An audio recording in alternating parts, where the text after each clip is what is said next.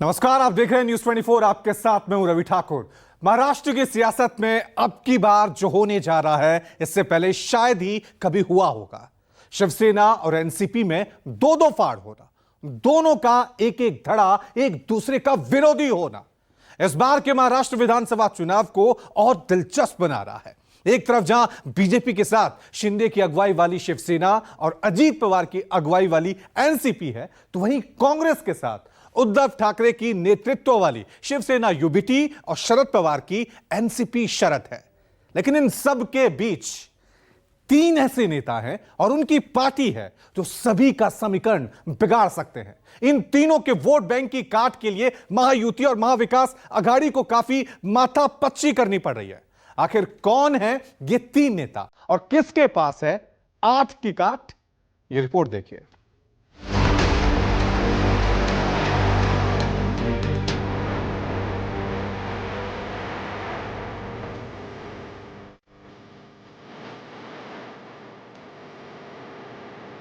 महाराष्ट्र के 3 प्लेयर किसका करेंगे गेम ओवर?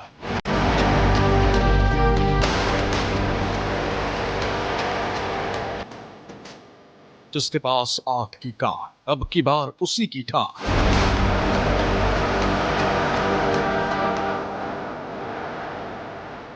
प्रकाश राज ठाकरे ओवैसी किसके लिए कितनी चुनौती?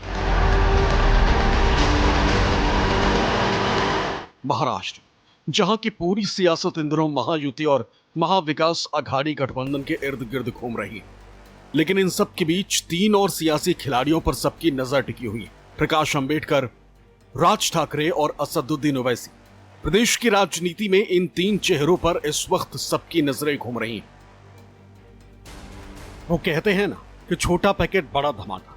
महाराष्ट्र की राजनीति में इन तीनों नेताओं की पार्टी वैसे तो कोई बड़ी पार्टी नहीं, लेकिन बड़े बड़े दलों को सियासी अखाड़े में पानी पिलाने की क्षमता जरूर रखती है।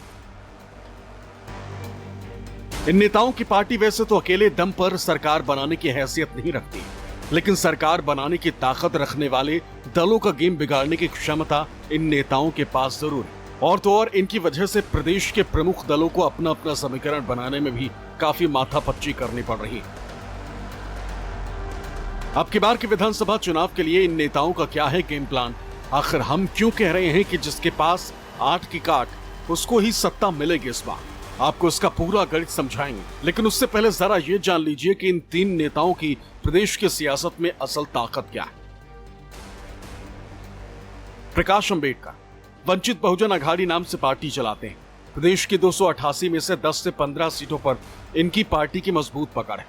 दूसरे प्लेयर हैं राज ठाकरे। राज ठाकरे महाराष्ट्र नवनिर्माण सेना नाम से खुद का दल बना रखे हैं। राज्य में तकरीबन 8 से 10 विधानसभा सीटों पर इनकी पार्टी की अच्छी पकड़ मानी जाती है। तीसरे सियासी खिलाड़ी हैं असदुद्दीन ओवैसी। ओवैसी इस वक्त AIMIM पार्टी के राष्ट्रीय अध्यक्ष हैं। इनकी पार्टी महाराष्ट्र की 15 से 20 विधानसभा सीटों पर अपना खास प्रभाव रखती है। यानी कुल मिलाकर देखा जाए तो ये तीनों मिलकर कम से कम 30 से 40 सीटों पर अपना दमखम रखते हैं। जाहिर है इन 30 से 40 सीटों को साधने में बड़ी पार्टियों को अच्छी खासी मशक्कत करनी पड़ेगी। माना यह भी जा रहा है कि प्रकाश अंबेडकर, राज ठाकरे और असदुद्दीन ओवैसी के प्रभाव वाले विधानसभा क्षेत्र में रणनीति बनाने में महाविकास अघाड़ी और महायुति को काफी मशक्कत करनी पड़ रही है, क्योंकि कांग्रेस, बीजेपी और शिवसेना को लगता है कि इनके प्रभाव वाले इलाके में इस बार कड़ी टक्कर मिलने वाली है। आपको सबसे पहले प्रकाश अंबेडकर और उनकी पार्टी का वर्चस्व बता दें। प्रकाश अंबेडकर बाबा साहेब भीमराव अंबेडकर के पोते हैं, लिहाजा इस नाते प्रकाश अंबेडकर बाबा साहेब की विरासत का प्रतीक भी हैं। पेशे से वकील प्रकाश अंबेडकर ने राज्य में दलितों, मुस्लिमों और दूसरे वंचित वर्गों के लिए बाकायदा रणनीतिबद्ध तरीके से काम किया है। उनको खुद से जोड़ा है, जिसकी वजह से वो दलितों और वंचितों का एक बड़ा चेहरा माने जाते हैं। विदर्भ, मराठवाड़ा और मुंबई जोन में प्रकाश अंबेडकर की पार्टी वंचित बहुजन अघाड़ी का खास जनाधार है। इन इलाकों में कम से कम 2 से 3 सीटों पर जीतने की ताकत रखते हैं। इसके अलावा प्रदेश की हर सीट पर इनके वोटर माने जाते हैं। प्रकाश अंबेडकर विदर्भ इलाके में दलितों को अपने पाले में रखने के लिए अभी से अपनी रणनीति पर काम करने लगे। वो ओबीसी और दलितों के अलावा आदिवासी समुदाय से आने वाले लोगों को साथ लाकर एक नया फ्रंट बनाने का ऐलान भी कर चुके हैं। आदिवासी समूह जो है वो अलग अलग नाम से जाना जाता है। ये अभी तक अलग अलग पॉलिटिकल पार्टीज के साथ में थे, लेकिन पिछले कुछ दिनों से और सुप्रीम कोर्ट का जो डिसीजन आया है क्रीमी लेयर के बारे में कि आपको एक बार सहूलत मिल गई तो आपको उस लिस्ट से बाहर जाना होगा, इस निर्णय से मैं समझूंगा कि आदिवासियों में काफ़ी बड़ी जागृति हो चुकी है और ये समझते हैं कि अपना अधिकार अब चले जाएगा। दरअसल विदर्भ जोन को दलित और आदिवासियों का गढ़ माना जाता है। इस जोन में दलित समुदाय की बड़ी आबादी है जो किसी भी कैंडिडेट की जीत हार में अहम भूमिका निभाती है। एक अनुमान के मुताबिक प्रदेश भर में रहने वाले दलितों में से सबसे ज्यादा 23% के करीब दलित समाज के लोग विदर्भ इलाके में ही रहते हैं। विदर्भ की कई सीटों पर दलित मतदाताओं की आबादी 23 से लेकर 36% तक है। जाहिर है इस जोन में दलित वोटर्स का सबसे ज्यादा प्रभाव है। प्रकाश आंबेडकर की पार्टी अकोला बेस्ड है। दलितों और वंचितों को साधने वाली उनकी रणनीति को अकोला पैटर्न का नाम दिया गया है। इसके अलावा प्रकाश आंबेडकर की पार्टी वंचित बहुजन आघाड़ी का विदर्भ और उसके आसपास के इलाकों में भी काफी अच्छा खासा प्रभाव है। अपने खास वोट बैंक के चलते 90 के दशक में प्रकाश आंबेडकर पहले राज्यसभा पहुंचे और फिर अकोला के लोकसभा सीट से 2 बार सांसद भी चुने जा चुके हैं। हालांकि बाद में उन्होंने 1 जनवरी 2018 को अपनी पार्टी वंचित बहुजन आघाड़ी का गठन कर लिया और अब उसी के बैनर तले महाराष्ट्र में अपनी सियासत करते हैं। पार्टी गठन के बाद 2019 में प्रकाश आंबेडकर की वंचित बहुजन आघाड़ी पहली बार महाराष्ट्र विधानसभा चुनाव में उतरी और प्रदेश की 288 में से 243 सीटों पर अपना उम्मीदवार उतारा। हालांकि आंबेडकर की पार्टी अपने पहले चुनाव में कोई कामयाबी तो हासिल नहीं कर पाई, लेकिन कांग्रेस और एनसीपी गठबंधन के कई उम्मीदवारों का खेल जरूर बिगाड़ दिया। उस चुनाव में वंचित बहुजन आघाड़ी को 4.58% वोट मिले थे। 2019 की लोकसभा चुनाव में महाराष्ट्र में औरंगाबाद सीट पर एमआईएम ने कब्जा जमाया था। तब वंचित बहुजन आघाड़ी के लाखों वोट उन्हें मिले थे। इसके बाद 2019 के विधानसभा चुनाव आए। कहा जा रहा था कि प्रकाश आंबेडकर कांग्रेस एनसीपी के साथ जाएंगे, लेकिन प्रकाश आंबेडकर अकेले दम पर चुनाव मैदान में उतरे। एक ही सीट हाथ लगी, लेकिन 2 दर्जन से भी ज्यादा सीट उन्होंने कांग्रेस एनसीपी की गिरा डाली। इसलिए अकेले सत्ता में आने का ख्वाब कांग्रेस एनसीपी का चकनाचूर हो गया। इस बार के लोकसभा चुनाव में भी प्रकाश आंबेडकर ने पहले गठबंधन की बात की और बाद में सबसे ज्यादा सीटें मांग ली और जब वक्त कम बचा था तब घोषित कर दिया कि वो चुनाव नहीं लड़ना चाहते हैं एमवीए के साथ। दरअसल यही प्रकाश आंबेडकर की बात अब लोगों के ध्यान में आई है कि प्रकाश आंबेडकर पहले गठबंधन की बात करते हैं, फिर चर्चा आगे बढ़ती है तो ऊट पटांग सीटें मांग लेते हैं और उसके बाद वो कहते हैं कि गठबंधन करना नहीं है। इसलिए प्रकाश आंबेडकर को महाराष्ट्र में भारतीय जनता पार्टी की टीम बी भी कहा जाता है।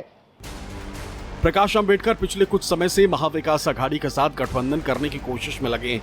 बीते लोकसभा चुनाव में भी आंबेडकर इंडिया ब्लॉक में शामिल होना चाहते थे, लेकिन सीटों पर बात नहीं बनने की वजह से वो गठबंधन में शामिल नहीं हो पाए। कहा जाता है कि आंबेडकर सीटों को लेकर ऐसी डिमांड रख देते हैं कि गठबंधन में उनकी बात नहीं बन पाती।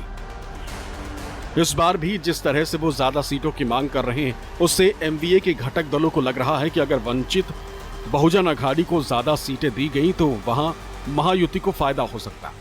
वहीं उनको ज्यादा सीटें ना देने के पीछे एक वजह जीत की कम संभावना भी मानी जाती है। ऐसे में जब प्रकाश आंबेडकर अकेले चुनाव में उतरते हैं तो इसका नुकसान कांग्रेस और उनके सहयोगी दलों को उठाना पड़ता है। इस वजह से कई बार कांग्रेस और उनके सहयोगी दल प्रकाश आंबेडकर पर बीजेपी की बी टीम होने का आरोप भी लगाते हैं। महाराष्ट्र की राजनीति में प्रकाश आंबेडकर अलग थलग नजर आ रहे हैं। उनका जो धड़ा है रिपब्लिकन पार्टी का, वो पिछली बार अच्छा परफॉर्म नहीं कर पाया था और विपक्षी एमवीए ने उनको 2-4 सीटें देने की कोशिश की थी, लेकिन वो बराबरी का हिस्सा मांग रहे थे। और अब तो स्थिति ऐसी है कि 288 महाराष्ट्र की विधानसभा सीटों पर अगर प्रकाश आंबेडकर आए और उनको 2-4 सीटें भी छोड़ दे कांग्रेस, एनसीपी और शिवसेना का गठबंधन, तो ये उनके लिए जीत ही समझी जाएगी। तो लेकिन वोट काटने की राजनीति में वो जरूर सक्रिय हैं और वो निश्चित तौर पे जो वोट काटेंगे वो विपक्षी वोट होंगे और इसका फायदा अगर कहीं होता है थोड़ा बहुत वोट, तो वो बीजेपी के गठबंधन को, सत्तारूढ़ गठबंधन को हो सकता है। दरअसल महाराष्ट्र के सभी 288 विधानसभा सीटों पर औसतन 15,000 के करीब दलित वोटर्स हैं, जबकि लोकसभा की 15 सीटों पर दलित वोटर्स किसी भी कैंडिडेट का भविष्य तय करने में अहम भूमिका निभाते हैं। बात अगर जातियों के हिसाब से करें तो प्रदेश में सबसे ज्यादा 30 से 40% जाटव आबादी है। वहीं महार 20 से 30, मांग्स 10 से 20, धोबी भी 10 से 20 और चंभर जाति से ताल्लुक रखने वालों की संख्या लगभग 5 से 10% के करीब है। और माना जाता है कि इन सभी जातियों में थोड़े बहुत ही सही मगर प्रकाश अंबेडकर की पकड़ जरूर है। अब बात महायुति और महाविकास अघाड़ी से अलग रुख रखने वाले दूसरे सियासी प्लेयर राज ठाकरे। राज ठाकरे की पार्टी महाराष्ट्र नवनिर्माण सेना की मुंबई और मुंबई महानगर इलाके की कई सीटों पर ठीक ठाक दबदबा है।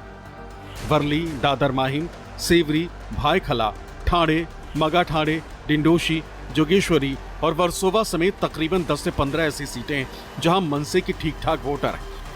हालांकि बीते विधानसभा चुनाव में राज ठाकरे की पार्टी कोई खास कमाल नहीं दिखा पाई। 2019 के विधानसभा चुनाव में राज ठाकरे ने प्रदेश भर में 101 कैंडिडेट उतारे थे, लेकिन जीत महज एक कैंडिडेट को ही मिली, जबकि प्रदेश भर में मनसे का वोट शेयर 2.25% रहा। इससे पहले 2014 में मनसे ने प्रदेश भर में 219 उम्मीदवार उतारे, लेकिन उस चुनाव में भी महज एक सीट ही मिल पाई, जबकि वोट शेयर 3.15% रहा था। उससे पहले 2009 में महाराष्ट्र नवनिर्माण सेना 143 सीटों पर लड़ी थी, जिसमें 13 सीटों पर जीत दर्ज करने में कामयाब रही थी और वोट शेयर 5.71% रहा था।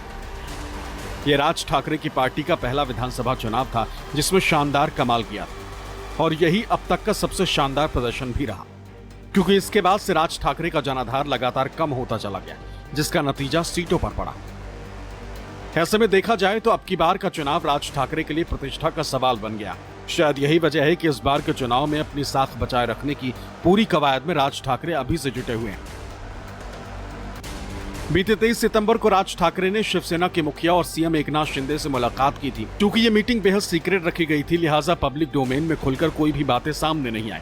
लेकिन माना जा रहा है कि राज ठाकरे ने अपनी इस मुलाकात में सीएम शिंदे से आने वाले विधानसभा चुनाव में सीटों को लेकर चर्चा की।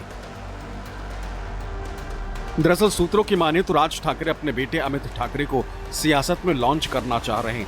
अपने बेटे को अब की बार का विधानसभा चुनाव लड़ाना चाहते हैं। ऐसे में राज ठाकरे किसी सुरक्षित सीट से अमित को उतारने का प्लान बना रहे हैं, जिसके लिए उन्हें शिवसेना के सहयोग की जरूरत पड़ेगी। इसके अलावा कुछ और सीटें भी हैं जिस पर राज ठाकरे अपने उम्मीदवार की जीत चाहते हैं, जिसके लिए उन्हें शिंदे की शिवसेना से मदद चाहिए। वहीं दूसरी तरफ जिन सीटों पर शिंदे उम्मीदवार उतारेंगे उन्हें राज ठाकरे से मदद की दरकार है। सूत्रों के मुताबिक वर्ली में उद्धव ठाकरे के बेटे आदित्य ठाकरे को हराने के लिए शिंदे की शिवसेना राज ठाकरे की मनसे का सपोर्ट चाहती है। ऐसे में मदद के तौर पर मनसे आदित्य ठाकरे के खिलाफ वर्ली में संदीप देशपांडे को मैदान में उतार सकती है, जिससे आदित्य ठाकरे की राहें थोड़ी मुश्किल हो सकती है। वैसे तो राज ठाकरे पहले कह चुके हैं कि विधानसभा का चुनाव अकेले लड़ेंगे, लेकिन सूत्रों की माने तो राज ठाकरे महायुति में भी अपनी संभावनाओं को तलाश कर रहे हैं। लेकिन इसमें सबसे बड़ी दिक्कत यह है कि अगर राज ठाकरे को सीधे तौर पर अपने साथ जोड़ते हैं तो इससे उत्तर भारतीय वोटर काफी नाराज हो जाएंगे और विरोधी इस बात का मुद्दा भी बनाएंगे। और शायद यही वजह है कि बीजेपी राज ठाकरे को सीधे तौर पर अपने साथ लेने से कतरा रही है। सूत्रों की माने तो मुख्यमंत्री और राज ठाकरे के बीच हुई बैठक में इस बात पर भी चर्चा हुई कि मनसे के कुछ उम्मीदवारों को अप्रत्यक्ष तौर पर समर्थन दिया जाए। बीते लोकसभा चुनाव में राज ठाकरे अप्रत्यक्ष तौर पर महायुति यानी एनडीए का समर्थन कर चुके हैं। ऐसे में अगर राज ठाकरे आने वाले विधानसभा चुनाव में फाइनली अकेले उतरती है तो कई सीटों पर महाविकास अघाड़ी का गणित मनसे के कैंडिडेट जरूर बिगाड़ सकते हैं। 2019 विधानसभा चुनाव के नतीजों का आकलन करें तो पता चलता है कि प्रकाश आंबेडकर की पार्टी को प्रदेश भर में 4.58% वोट मिले थे। वहीं राज ठाकरे की मनसे को 2.25% वोट मिले थे, जबकि असदुद्दीन ओवैसी की एआईएमआईएम को 1.34% वोट पाने में वो कामयाब रही थी। ऐसे में इन तीनों पार्टियों के वोट शेयर को जोड़ दें तो ये 8% से ज्यादा का बनता है। यही 8% वोट महाराष्ट्र की सत्ता पर कौन काबिज होगा यह तय कर देता है। खासकर ओवैसी की एमआईएम का बढ़ता ग्राफ कई दलों को टेंशन में डाल रहा है। महाराष्ट्र की सियासत में असदुद्दीन ओवैसी की पार्टी एआईएमआईएम की एंट्री 2014 में हुई और तब से अब तक 2 विधानसभा का चुनाव एआईएमआईएम महाराष्ट्र में लड़ चुकी है, जिसमें लगातार उनका ग्राफ बढ़ा। इसके पीछे मुस्लिमों का वोट बैंक माना जाता है, जिसके दम पर ओवैसी की पार्टी महाराष्ट्र में 4 से 6 सीटों पर जीतने का दम रखती, जबकि 15 से 20 सीटों पर अच्छा खासा प्रभाव रखती, जहां किसी भी बड़ी पार्टी का खेल बिगाड़ सकती है। अब तक अकेले या फिर छोटे दलों के साथ गठबंधन में लड़ने वाली एआईएमआईएम ने चुनाव से पहले महाविकास अघाड़ी के साथ गठबंधन का प्रस्ताव देकर एक नई सियासत करने की कोशिश में लग गई। एमआईएम पार्टी हर इलाके से अपने कैंडिडेट खड़ा करेगी। इम्तियाज जलील ने तो लिख कर दिया महाराष्ट्र के कांग्रेस के अध्यक्ष को, एनसीपी के नेता को, तो अब हम खड़ा करेंगे नहीं खड़ा करेंगे, हमारी पार्टी तय करेगी, मगर वो क्या करेंगे उससे मुझे क्या करना है। महाराष्ट्र में लोकसभा के जो 48 सीटों पर चुनाव हुआ था, उसके जब नतीजे सामने आए तब एमआईएम को पता चल गया कि महाराष्ट्र में उसकी राजनीतिक जमीन खिसक रही है और वोट बैंक भी धीरे धीरे कम हो रहा है।